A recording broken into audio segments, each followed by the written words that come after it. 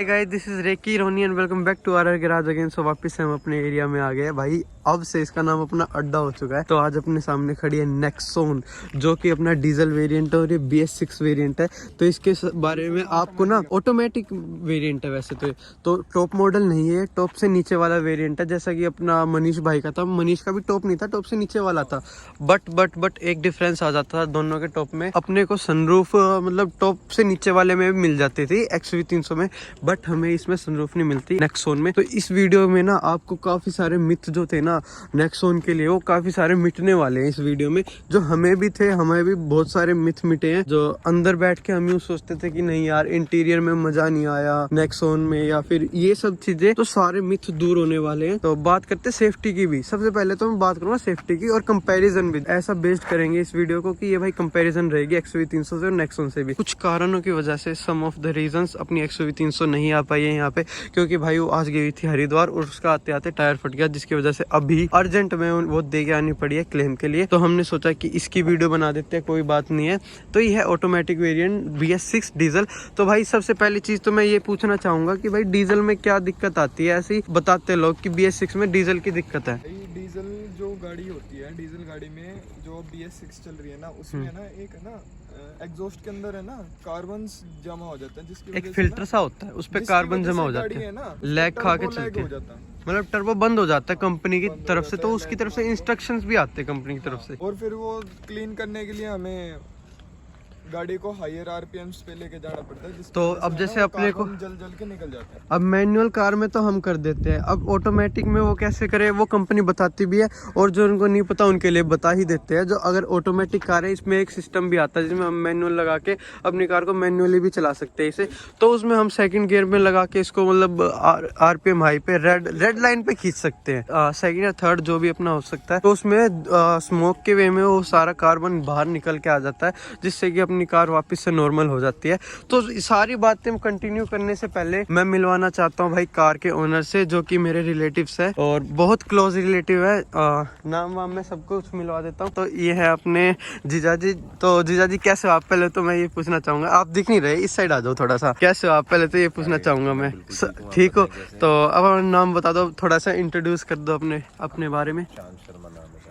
तो आपका प्रोफेशन क्या है? पहले तो ये चीज पूछना चाहूंगा। प्रोफेशन भाई बिजनेस का है। हाँ, तो बिजनेस का है। तो आप कौन कौन सी कार ओन कर रहे हो एट अ टाइम? इस टाइम पर आपके पास कौन कौन सी कार है करंटली? टाटा नेक्सॉन है, होंडा सिटी पेट्रोल है। तो आपके पास दो, एक पेट्रोल हो गई है मैनुअल ट्रांसमिशन में, और एक ये हो गई है डीजल ऑटोमेटिक ट्रांसमिशन में।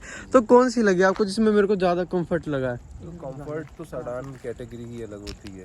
अच्छा कैटेगरी अलग है, वो सेडान होगी। हाँ, जो कंफर्ट अगर आप बात करें तो जो सेडान में होता है वो SUV में कभी भी हो ही नहीं सकता। कॉम्पैक्ट SUV है, प्रॉपर SUV तो कुछ ऐसा भी मिथ था कि इसके ना सस्पेंशंस कुछ ज्यादा स्टिफ है, अगर नीचे से कुछ कपड़ा भी जाए या कोई कैन भी जाए तो पता लग जाता है ड्राइवर को। ऐसा भी कुछ है? हाँ है, लेकिन प्रॉपर लेकिन भाई मैं एक चीज बताऊं कि है ना XUV से ज्यादा नहीं है ये चीज। अच्छा, XUV से ज्यादा नहीं है, मतलब इसमें कम है, XUV में ज्यादा है, थोड़ी ज्यादा कंफर्टेबल है XUV के कंपेयर में। और XUV 300 की जो ग्राउंड क्लियरेंस है वो 185 mm की है। तो ये सब हमें ना नॉलेज पता नहीं थी, ये भी हमें जीजा जी ने दी है। तो अब एक और चीज बता देते हैं। तो ऑन पेपर इस गाड़ी की जो ग्राउंड क्लियरेंस आती है वो 209 आती है, एंड 4 बंदे अगर इसमें बैठ जाते हैं तो पता लगता है कि इसमें 200 हो जाती है। थोड़ा सा वेट की वजह से डाउन तो जाएगी, वो प्रैक्टिकल चीज है, नॉर्मल चीज है, उसकी कोई बात नहीं। तो एक और चीज पता लगी है मेरे को इसके बारे में और XUV 300 के बारे में। तो अपने XUV 300 में आते 17 इंचेस के एलॉय और इसमें आते 16 इंचेस के एलॉय। तो भाई इसमें क्या फर्क हो गया एलॉय के साइज से, वो अपना रोहन भाई बताएगा। एलॉय के साइज से तो ज्यादा कुछ फर्क है नहीं, इसमें 16 का आता है, उसमें 17 का आता है, लेकिन टायर साइज इसमें ब्रॉड दिया है। हाँ। अच्छा, ब्रॉड देने की वजह से मतलब क्या फायदे रहे हैं इसके ब्रॉड देने को? ग्रिप वगैरह, ब्रेकिंग वगैरह काफी अच्छी हो गई। अब अब मैं ये पूछना चाहूंगा, मतलब आप इसको किस किस जगह पे लेके गए हो जिससे आपको यूँ रहा है कि हाँ कार लेके मजा आ गया? मैं तो इसको लेके भाई लेह लद्दाख, हाँ, मनाली, कहीं पे लगा कि मेरे को ये नहीं थोड़ी और होती है? कुछ नहीं है, बस थोड़ा हर जगह पे साथ दिया। हर जगह पे साथ है, बॉडी लाइन से काफी ज्यादा अच्छा, strong है। अच्छा। और बट परेशानी BS6 में ये है कि इसमें DPS सिग्नल आ जाता है, हाँ हाँ, कार्बन कार्बन वाला वही ओनर सिर्फ इसी चीज से दुखी है। लेकिन सभी गाड़ियों में BS6 में। हाँ, तो ये लेकिन उसका है कोई सॉल्यूशन अभी, खैर ब्रांड्स तो काफी सॉल्यूशन ढूंढ रही हैं इसके बारे में, काम कर रही हैं। अभी तो मेरी टाटा में भी सर्विस सेंटर पे बात हुई है, तो इसके ऊपर सभी ब्रांड्स काम कर रही हैं। फिलहाल के लिए हालांकि इसमें ये है कि वो हाई RPM पे गाड़ी रन करो कुछ किलोमीटर तो वो जल के आपकी मतलब साइलेंसर के थ्रू वो मतलब स्मोक के वे में निकल जाती है। तो आपने एक और चीज बताई कि मतलब अटक जाती है। XUV300 एक जगह अटक गई थी, ये नहीं अटकी थी, वो थोड़ा ग्राउंड क्लियरेंस की वजह से ही। तो मतलब कहीं ना कहीं फायदा आ गया इस चीज का। अब ग्राउंड क्लियरेंस थोड़ी सी कम होने की वजह से ना XUV300 में उसमें थोड़ा सा ज्यादा वो रहता है अपने को कि कॉन्फिडेंस कि हाँ भगाने पे यूं नहीं है कि गाड़ी इधर उधर जा रही है, बॉडी रोल है, वहाँ पे स्टेबल रहती है XUV300। और ये कहीं ना कहीं यूं लगती है कि हाँ लेकिन स्टेबल ऐसा कुछ नहीं है, स्टेबल ये भी बहुत है। ऐसा सच ऐसी प्रॉब्लम्स नहीं है। 140 तक भगाई हुई है easily, मतलब ये भी नहीं है लगभग 5 मिनट तक, तो महसूस नहीं देता। 140 पे भी कोई ऐसा फील नहीं होती कि और उससे ऊपर लेके जाते हैं तो कभी ऐसा मौका ही नहीं मिला। इतने बढ़िया हाईवे भी नहीं है इंडिया में। अच्छा, सो रीजन यही आ जाता है, फील नहीं होता कि कहीं ये है। बस ये है कि हाँ कहीं जहाँ थोड़ी सी मतलब पैच ऐसा है कि उसमें गड्ढे वगैरह, थोड़ा बॉडी रोल जब महसूस जरूर देगा।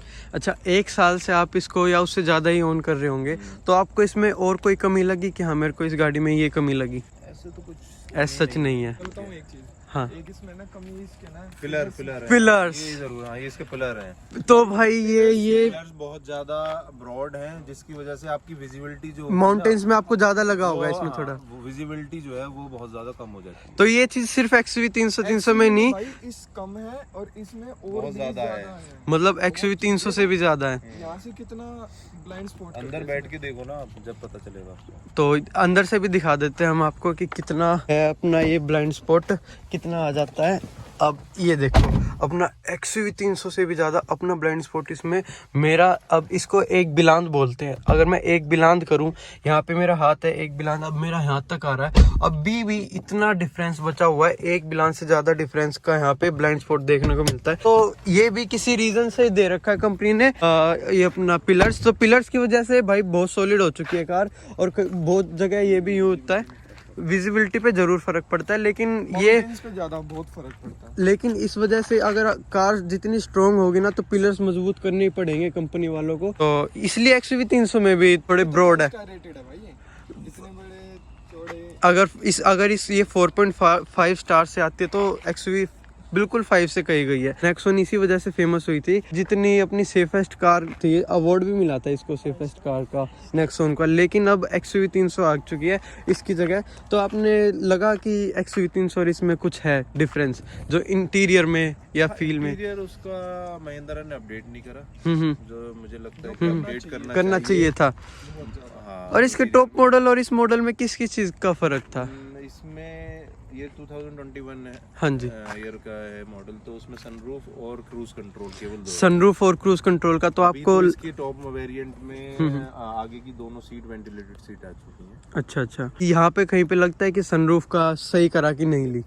हाँ, टॉप मॉडल हमारे यूज नहीं था, यूज है ही नहीं, सही करा नहीं लिया टॉप मॉडल, क्योंकि वो कहीं ना कहीं सही है। अब यूं भी बताते हैं टाटा नेक्सॉन की सनरूफ बहुत छोटी दी गई है, बहुत ज्यादा छोटी, और दिल्ली NCR में हम क्रूज कंट्रोल का यूज भी नहीं कर सकते। हाँ, तो अगर आपकी ये कार दिल्ली के एरिया में चलती है, और क्रूज कंट्रोल का अपना ज़्यादा बेनिफिट तभी है जब ये अपनी कार हाईवे पे चलती हो, वही फ़ायदा है जब हम क्रूज कंट्रोल पे लगा के कार को छोड़ दें, नहीं तो क्रूज कंट्रोल का कहीं फ़ायदा नहीं होता। अगर आप जैसे आपने बताया होंडा सिटी में क्रूज कंट्रोल है और आपकी 2016 मॉडल है, तो आपने कितनी टाइम उसको यूज़ करा? नहीं कर पाए यार भाई, 6 बार भी नहीं कर पाए हैं, 6 सालों में 6 बार भी नहीं कर पाए हैं, मतलब इतना कम यूज हुआ है यार। इतनी ज्यादा तो व्हीकल है रोड पे, हाँ जी, इतना सब कुछ हो पाता है, सेफ्टी भी तो देखनी है। हाँ, मतलब यूं नहीं है क्रूज लगा के कहीं इधर उधर ले लो। गाड़ियों में बहुत सारी चीजें अपडेट आ गई हैं। अब महिंद्रा की 700 में आई है, जैसे कि एडास फीचर आया है, तो उन सब चीजों में तो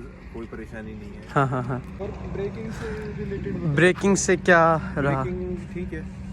ठीक है, नो डाउट। इसमें मेरे को लगता है कि जैसे कि इसके जो इसके कंपेयर में गाड़ी आती है XUV300 आती है, उसमें आगे पीछे दोनों डिस्क है, तो इसमें भी मेरे हिसाब से देनी चाहिए।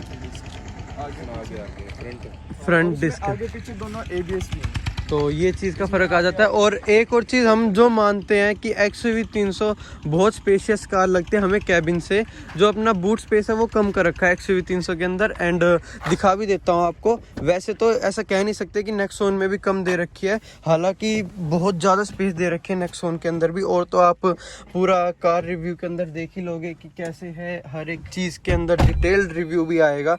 तो अभी चल रहा है अपना ओनरशिप रिव्यू, जैसा कि आप देख सकते होगे। तो मेरे जैसा बंदा, मैं अब मेरी बिल्कुल 6 फुट की हाइट है और मेरे जैसे बंदे को बिल्कुल मैं कंफर्टेबल बैठा हूँ, और इतनी कंफर्टेबल सीट मैं बिल्कुल नो डाउट कह सकता हूँ कि मेरे को XUV 300 से भी ज़्यादा अपने को मिली मेरे को इसमें। मैं एक चीज और बता दूं, XUV के कंपैरिजन में बता देता हूँ, जो इसका म्यूजिक सिस्टम है ना, हरमन कार्डन का, ये सेम हरमन कार्डन का ही मेरी गाड़ी हरमन का ही आपको इंस्ट्रूमेंटल क्लस्टर मिलता है, सॉरी एंटरटेनमेंट सिस्टम मिलता है, और स्पीकर्स भी अपने को जो पूरा स्पीकर सेटअप आता है वो भी हरमन कार्डन का मिलता है।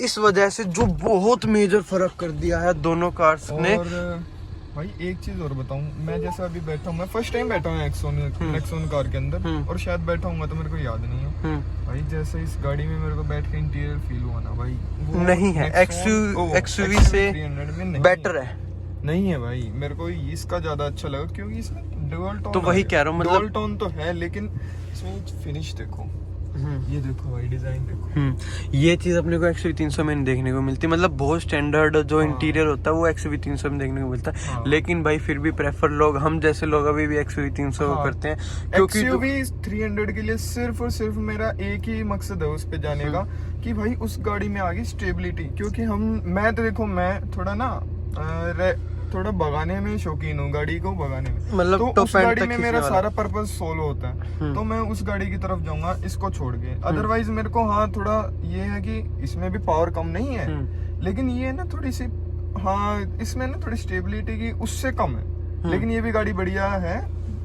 तो दो डिफेक्ट्स जो मेरे को लगे XUV 300 से, इसमें एक स्टेबिलिटी का लगा और एक अपना ब्लाइंड स्पॉट का भी लगा, क्योंकि इसका ब्लाइंड स्पॉट XUV 300 से भी ज़्यादा है। एंड अपना एक और चीज़ का जो मेरे को फ़र्क लगा, अगर हम लेना चाहें इसका टॉप मॉडल सनरूफ के साथ, तो सनरूफ किसी काम ही नहीं आती इसकी सनरूफ, क्योंकि इतनी छोटी होती है।